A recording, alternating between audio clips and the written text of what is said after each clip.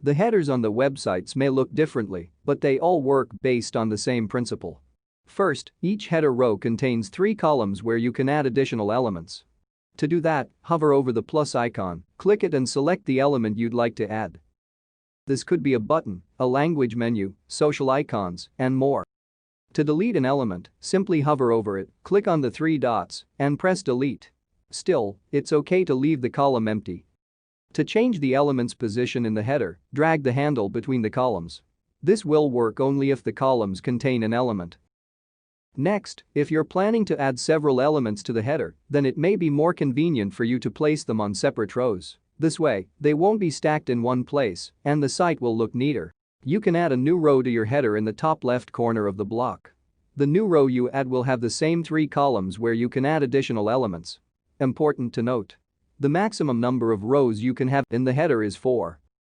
Now, you may want to change the header's background color or image. This can be done in the settings of each separate row. If you'd like the header to inherit the next block's background, enter the header settings and click to make it transparent.